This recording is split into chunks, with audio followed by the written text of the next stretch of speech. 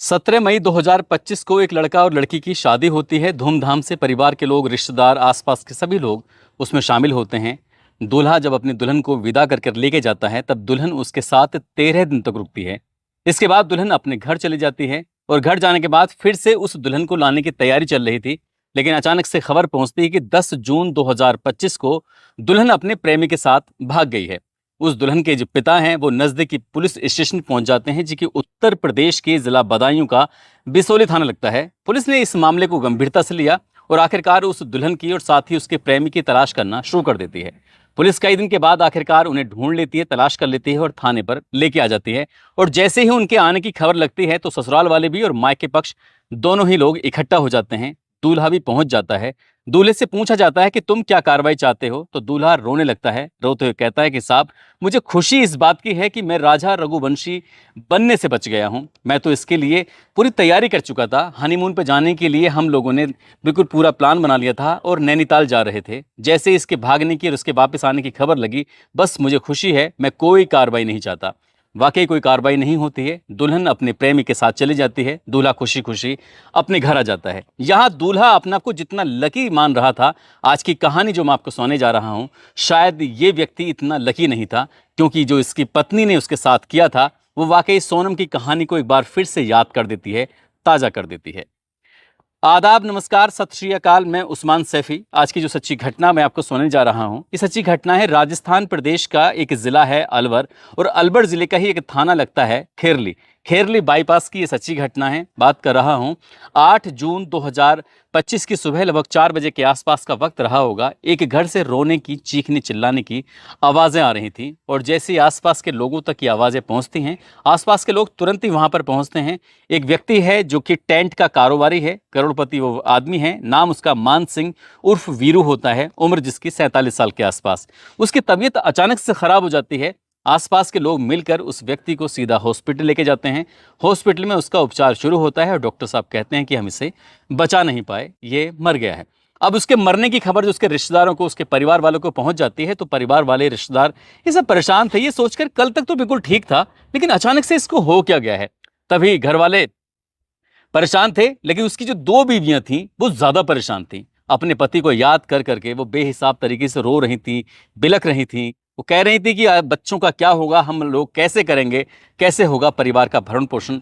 पत्नियों के रोने की आवाज़ें जब घर वालों तक पहुंचती है, तो घर वाले यानी कि इस मानसिंह उर्फ वीरू का जो छोटा भाई होता है, जिसका नाम खेमचंद होता है, खेमचंद जो निकटतम पुलिस स्टेशन होता है वहाँ पहुँचता है और जाकर कहता है कि साहब, हमें किसी पर कोई शक नहीं है, मेरे भाई की किसी से कोई दुश्मनी नहीं है, और बस हम ये चाहते हैं कि आप इस मामले की एक बार जांच कर दीजिए।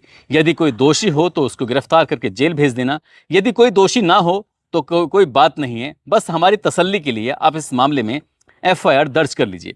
पुलिस ने इस मामले में एफआईआर दर्ज कर ली, और एफआईआर दर्ज इसलिए भी की थी क्योंकि ये जो आजकल इंदौर के रघुवंशी, जो सोनम रघुवंशी होती है और राजा रघुवंशी होता है, उनके मामले की जो लगातार ये चर्चाएं चल रही थी, तो कहीं ना कहीं परिवार वालों को शक था कि कुछ भी हो सकता है। 2 पत्नियां हैं, पहली पत्नी के 2 बेटे होते हैं, एक बेटी होती है। दूसरी पत्नी के एक बेटा पहले पति से होता है और एक बेटा बाद में हो जाता है। अब किसी पर इस तरह का आरोप तो लगाया नहीं गया था, लेकिन पुलिस को एक जब सूचना दी जाती है तो पुलिस इस मामले की जांच पड़ताल में जुट जाती है। पुलिस ने, जो कि एसएचओ होते हैं धीरेन्द्र सिंह गुज्जर, आईजी और एसएसपी के आदेश अनुसार एक टीम गठित की जाती है। टीम मामले की जांच पड़ताल करना शुरू कर देती है। लगभग 150 से ज़्यादा सीसीटीवी कैमरे खंगाले जाते हैं। साथ ही इनसे जुड़े हुए जितने भी लोग थे, चाहे दोस्त हैं या दुश्मन की श्रेणी में हैं, सभी से बारी बारी से पूछताछ की जा रही थी। ऐसे कम से कम 100 से ज़्यादा लोगों की सूची थी जिनसे बातचीत की जाती है। साथ ही दोनों पत्नियों सहित परिवार के कई लोगों के नंबरों की डिटेल निकाली गई कि इनसे किस किस से बातें करते हैं, क्या है, ताकि कोई ना कोई कुछ ना कुछ क्लू मिल सके। आखिरकार जो भाई को शक था, जो खेमचंद उसने एफआईआर दर्ज कराई थी, उसके भाई का दांत टूटा हुआ था, और दांत टूटने से ही कहीं ना कहीं उसको शक हो जाता है कि भाई के साथ कुछ अनहोनी हुई है, कुछ ज़्यादा ही गलत हुआ है। पुलिस इस मामले की जांच पड़ताल कर रही थी। 1-2 दिन बीत जाता है, आखिरकार सीडीआर की रिपोर्ट आ जाती है, और रिपोर्ट से पता चलता है कि जो दूसरी पत्नी है, जिसका नाम अनीता है, दरअसल वो एक व्यक्ति जो कि कचोरी वाला है, कचोरी लगाकर अपना परिवार का भरण पोषण करता है, एक तरह से मजदूरी ही मानिए।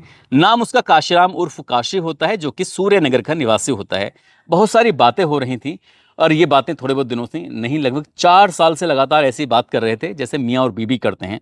अब यहाँ पर इन दोनों के बीच में शक पैदा हो जाता है। पुलिस दूसरी पत्नी यानी कि अनीता को हिरासत में लेती है, उससे बातचीत करती है, पूछताछ करती है कि उस कचौरी वाले से तुम्हारा क्या रिलेशन है। तो वो बताती है कि मेरी एक परचून की दुकान है, अच्छी दुकान है, और वहाँ पर वो ख़रीदारी करने के लिए आता है। जो भी कचौरी वगैरह का सामान होता है वो मेरे यहाँ से लेके जाता है और उससे उधार खाते वगैरह सब चलता रहता है। तब पुलिस उससे पूछती है कि बाकी सब ग्राहकों से भी ऐसी बातें करती हो या सिर्फ इसी ग्राहक से ऐसी बातें करती हो। आखिरकार पुलिस ने जब उस महिला से सख्ती से पूछताछ करना शुरू किया है तब वो कहानी बताती है। दरअसल उस महिला को मर्दों की लत लग चुकी थी। लत ऐसी कि पहले उसकी शादी होती है, उससे एक बेटा पैदा हो जाता है, उसका पति पहला वाला उसे पसंद नहीं आता।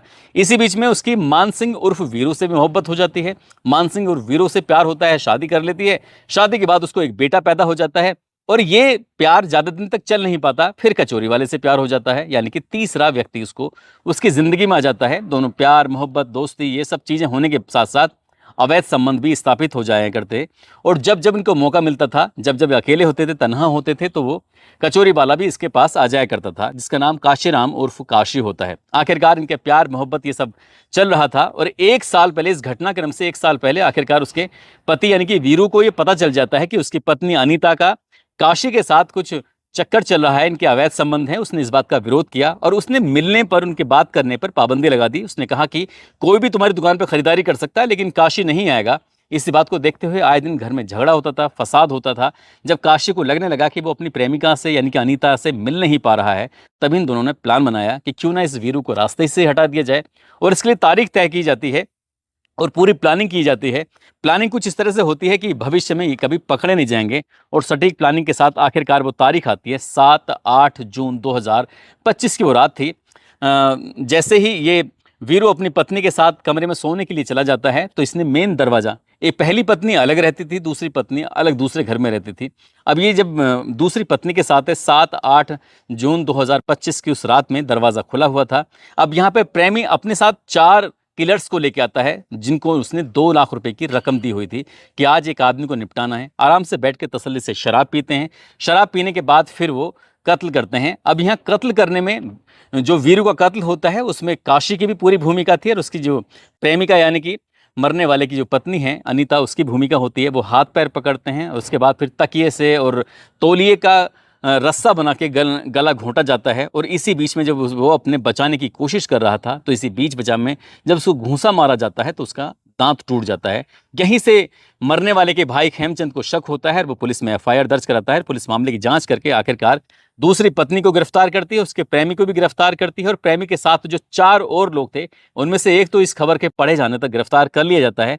बाकी अन्य की भी तलाश शुरू हो जाती है। और जैसे इस घटनाक्रम का खुलासा 15 जून 2025 को होता है, अगले दिन अखबारों के माध्यम से लोगों को पता चलता है, तो वही कहानी याद आने लगती है मध्य प्रदेश के इंदौर शहर की। सोनम रघुवंशी किस तरह से अपने पति को लेकर लगभग 2200 किलोमीटर दूर शिलोंग जाती है और वहां अपने प्रेमी के 3 दोस्तों के साथ मिलकर अपने ही पति का कत्ल करा देती है। और इस बात की कहानी आज पूरी दुनिया जान रही है। और जब जब पतियों को मारने की कहानी सामने आती है तभी लोग चर्चाएं करना शुरू कर देते हैं। दोस्तों, इस पूरे घटनाक्रम को सुनाने का उद्देश्य किसी को परेशान करना नहीं है, किसी का दिल दुखाना नहीं है, बल्कि आपको जागरूक करना है, आपको सचेत करना है। आप जहां भी रहें अपना ख्याल रखें, सुरक्षित रहें। जय हिंद, जय भारत।